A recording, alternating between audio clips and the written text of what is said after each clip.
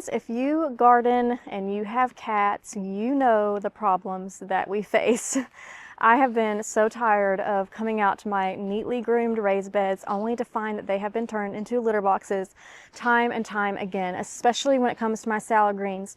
You know that when a cat uses a raised bed as a litter box, it doesn't just do its business, it scrapes and scratches, and they will fling plants all over the place. Now, a lot of plants can handle that, but my salad greens cannot. They just get trampled on, and it's 1 or 2 times that it gets visited by a cat and that whole section is ruined. So I have been searching for a solution, and I think I found it this year. This is the system that I want to talk to you about. This is a raised bed.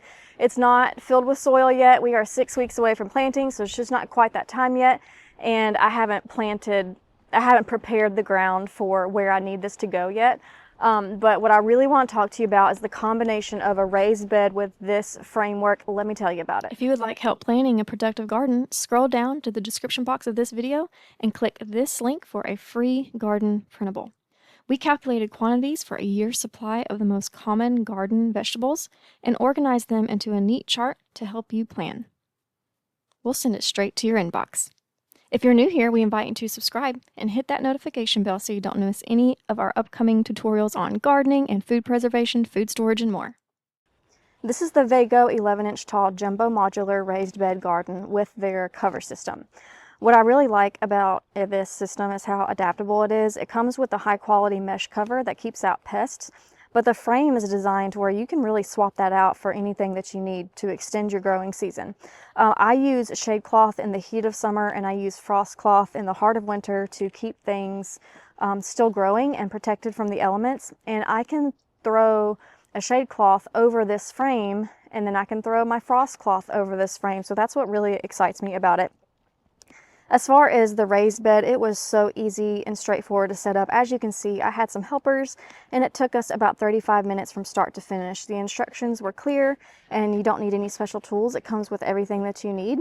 I will say that the instructions for the frame part that supports the cover system could use some improvement, but ultimately we got it all done in less than an hour, so it wasn't too terrible. The kit is pretty flexible. You can actually build it in 10 different configurations. The model that I have is their 10-in-1 11-inch deep bed. I am choosing the 8-foot by 4-foot layout because I feel like that's going to be the best layout for my salad bed greens.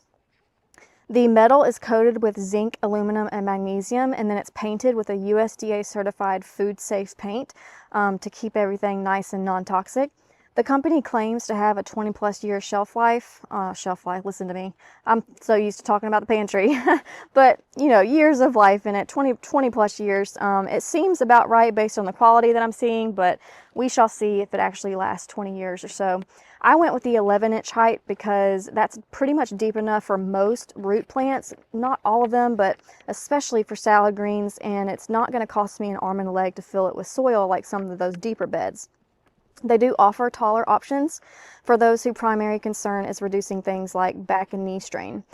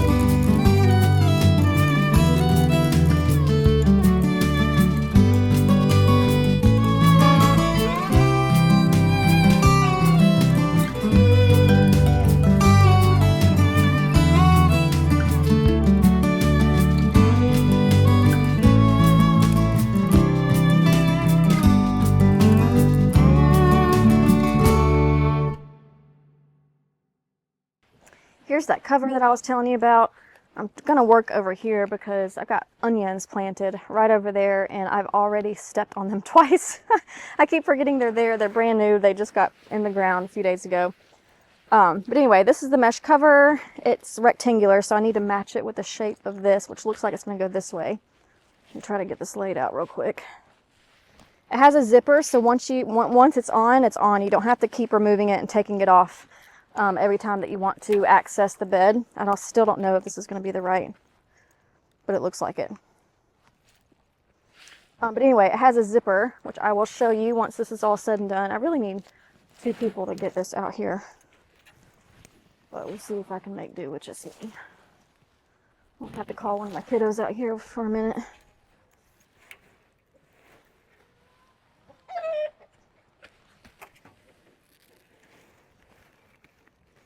Okay, so now what I'm going to do is unzip this and go inside and tie these strings to each of the corner bars. And that's what keeps this thing attached to the raised bed. Okay, I'm going to try and show how this thing works one-handed, but basically there is Velcro on the zippered part here, and there's Velcro on the top. So when you're ready to work in your garden, you just unzip it here and fold it over and match up the Velcro pieces to the Velcro pieces on top of the frame. Let's see. There's one here. Where's the other piece? There it is. Sorry, y'all, this isn't the best footage, but I'm having a hard time working one-handed here. So I'm just going to match up these 2 Velcro pieces here and connect that there. And then we are able to work within our raised bed without having to take the cover off. I don't think any cats are going to be getting into this thing. It has a zippered window on the other side as well. I'm not going to lift that up, but that's what the other set of patches is for. But I'm just going to go ahead and keep this shut. I only need one side open at a time, so I went ahead and zip this one down, and it is secured on the inside with ties that wrap around these rods.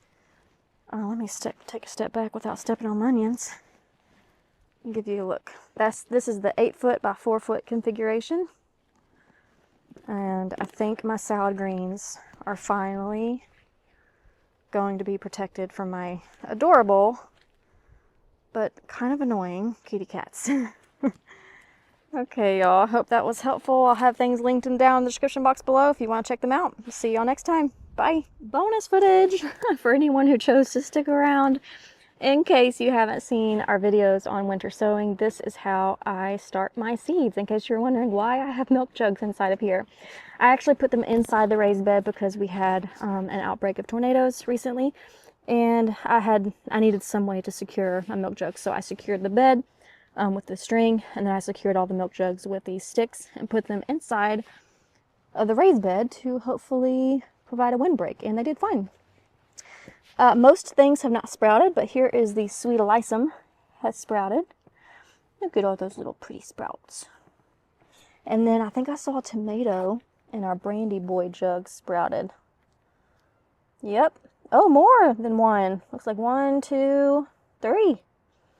3 maybe. I don't think any of our huckleberries have sprouted. Oh, I see a culprit. Look at this culprit over here. I bet he's about to use our raised bed as a bathroom. Look at him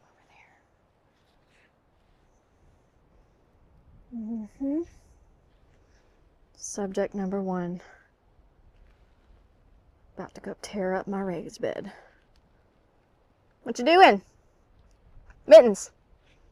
What you doing? Oh, nothing. Don't mind me, Mama. Yeah, doesn't stand a chance against this.